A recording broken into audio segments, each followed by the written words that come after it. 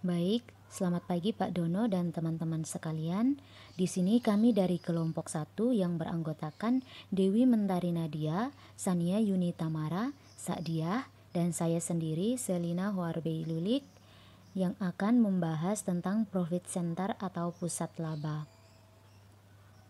Seperti yang kita tahu bersama, pusat laba atau profit center adalah pusat pertanggungjawaban yang kinerja keuangannya diukur dengan laba.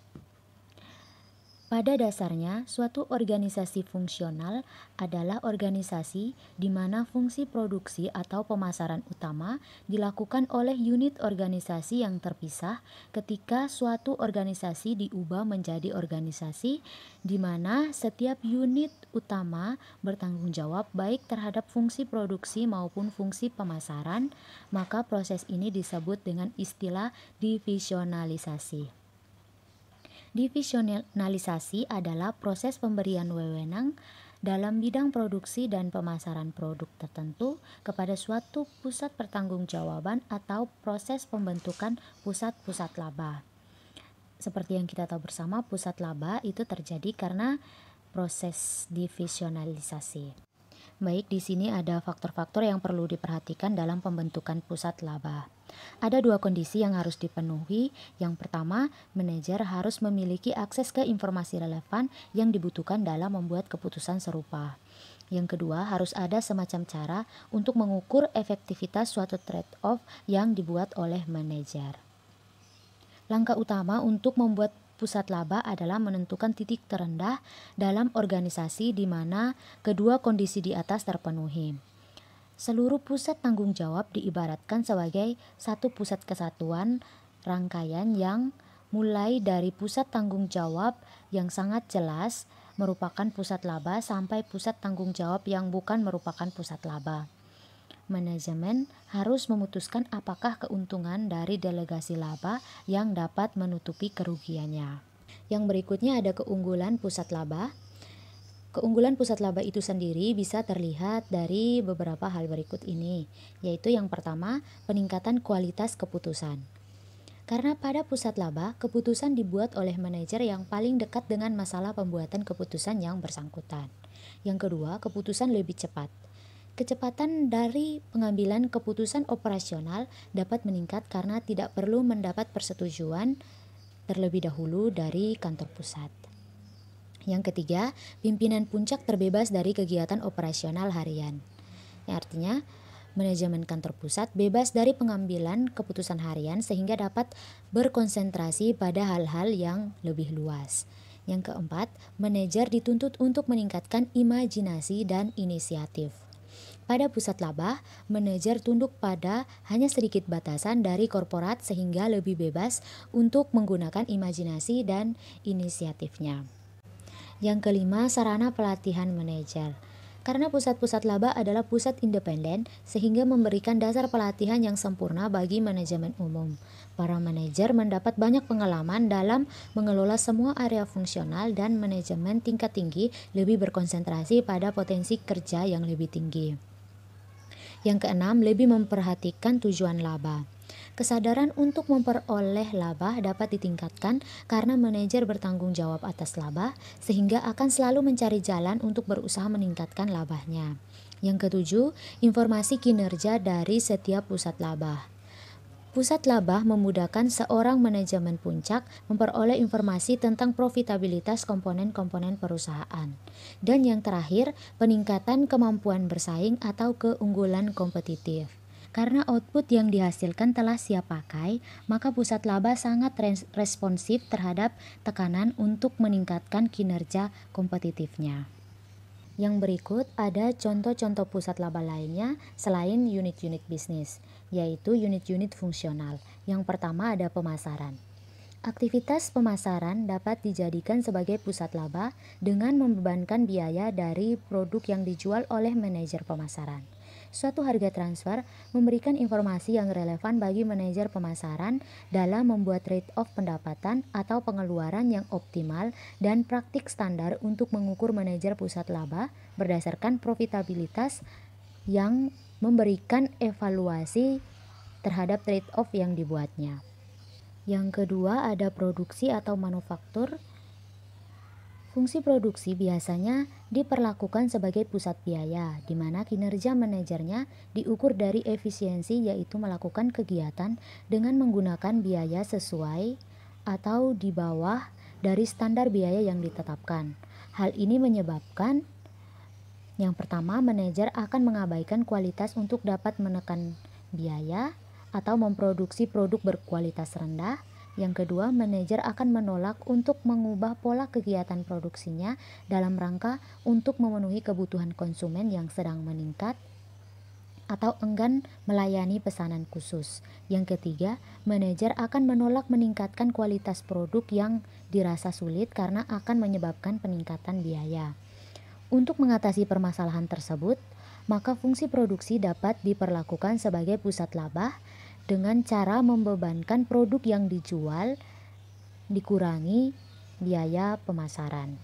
Yang ketiga, unit jasa dan pendukung, yaitu unit pemeliharaan, teknologi informasi, transportasi, teknik, jasa konsultasi, pelayanan konsumen, dan kegiatan pendukung lainnya dapat diperlakukan sebagai pusat laba, yaitu dengan membebani biaya pada pemakaian jasa yang diberikan sehingga unit jasa dapat diukur kinerjanya dari selisih antara pendapatan dan biaya yang terjadi dalam unitnya.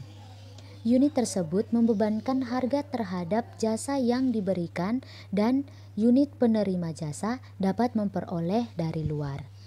Manajer unit pemberi dan penerima jasa termotivasi untuk mengendalikan biaya. Selain ketiga contoh unit fungsional di atas, ada contoh pusat laba organisasi lainnya, yaitu kantor cabang. Suatu perusahaan dengan operasi kantor cabang yang bertanggung jawab atas pemasaran produk di wilayah grafis tertentu seringkali menjadi pusat laba secara alamiah. Hal tersebut dikarenakan kantor cabang tersebut merupakan pusat pemasaran yang dibebani harga pokok dari produk yang dijual. Yang berikutnya penilaian kinerja. Yang pertama ada manajer performance atau kinerja manajemen, yaitu untuk mengukur kemampuan manajer dalam memperoleh laba. Hasil pengukurannya dapat digunakan sebagai dasar untuk memberikan kompensasi pada manajer tersebut. Maka, penilaian kinerja ini dapat disebut juga sebagai motivational performance atau penilaian kinerja untuk melakukan motivasi pada manajer. Yang kedua ada economic performance atau kinerja ekonomis, yaitu menilai kemampuan unit bisnis sebagai satuan ekonomi dalam menghasilkan laba. Laba yang dihasilkan oleh setiap pusat laba merupakan kontribusi masing-masing pusat laba pada laba organisasi secara keseluruhan. Penilaian ini fokus pada seberapa baik pusat laba bekerja sebagai entitas ekonomi. Konsep laba sebagai pengukur kinerja. Kinerja ekonomis suatu pusat laba selalu diukur dari laba bersih, sedangkan kinerja manajer pusat laba dapat dievaluasi berdasarkan 5 ukuran profitabilitas, yaitu yang pertama, laba kontribusi atau contribution margin dengan rumus laba kontribusi sama dengan pendapatan dikurangi biaya variabel. Laba kontribusi menunjukkan rentang antar laba dengan biaya variabel. Alasan utama margin kontribusi digunakan sebagai alat pengukur kinerja manajer pusat laba adalah karena biaya tetap berada di luar kendali manajer tersebut, sehingga para manajer harus memusatkan perhatian untuk memaksimalkan margin kontribusi dengan memperbesar jarak antara pendapatan dengan biaya variabel. Namun, pada kenyataannya hampir semua biaya tetap dapat sebagian atau sepenuhnya dikendalikan oleh manajer pusat laba. Laba kontribusi tidak dapat dijadikan sebagai penilaian kinerja karena hanya dapat digunakan untuk analisis laba. Yang kedua, laba langsung divisi dengan rumus laba langsung divisi sama dengan laba kontribusi dikurangi biaya tetap divisi. Laba langsung divisi mencerminkan kontribusi pusat laba terhadap overhead umum dan laba perusahaan. Ukuran ini menggabungkan seluruh biaya pusat laba, baik yang dikeluarkan atau dapat ditelusuri langsung ke pusat laba tersebut tanpa memperdulikan apakah pos-pos ini ada dalam manajer pusat laba atau tidak. Meskipun demikian, pengeluaran yang terjadi di kantor pusat tidak termasuk dalam perhitungan ini, sehingga laba langsung tidak dijadikan sebagai penilai kinerja karena hasil kinerjanya masih membutuhkan biaya langsung dari pusat. Yang ketiga, laba terkendali. Dengan rumus perhitungan, laba terkendali sama dengan laba langsung kurang biaya dari pusat yang dapat dikendalikan. Biaya-biaya kantor pusat dapat dikelompokkan menjadi dua kategori, yaitu yang pertama dapat dikendalikan, biaya yang dapat dikendalikan dan ditelusuri pada divisi yang bersangkutan oleh manajer pusat laba.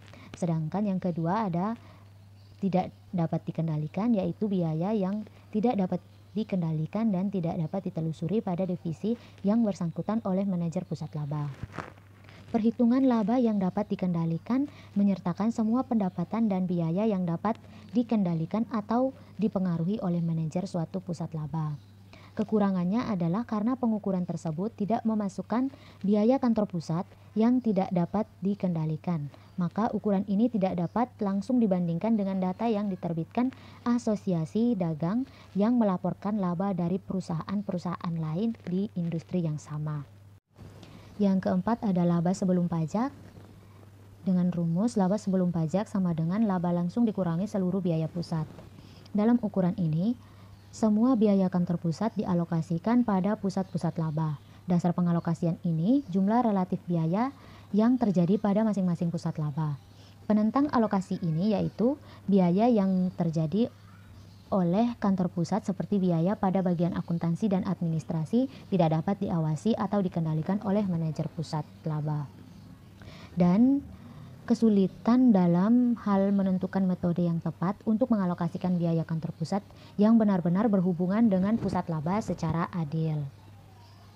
Tujuan dari penerapan alokasi ini adalah untuk menyadarkan kepada manajer pusat laba bahwa biaya yang dialokasikan tersebut untuk mendukung operasional perusahaan secara keseluruhan, sehingga tanpa adanya kontribusi dari pusat laba, maka perusahaan tidak bisa mengoperasikan perusahaan. Biaya kantor pusat diperhitungkan berdasarkan anggaran pendukung, yaitu yang pertama, meningkatkan kemungkinan manajer pusat laba ikut memantau pengeluaran biaya kantor pusat.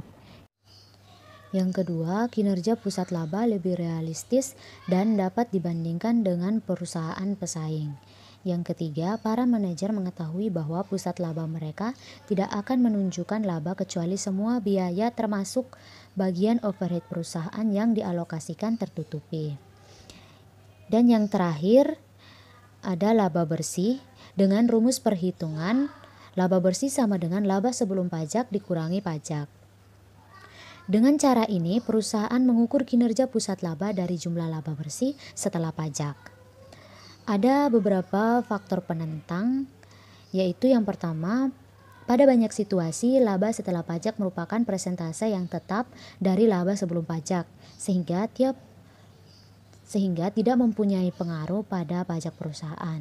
Dan yang kedua, pada banyak kondisi, banyak keputusan yang mempunyai pengaruh terhadap pajak penghasilan dibuat oleh kantor pusat dan diyakini bahwa manajer pusat laba hendaknya tidak mempertimbangkan hal ini dalam pengambilan keputusan.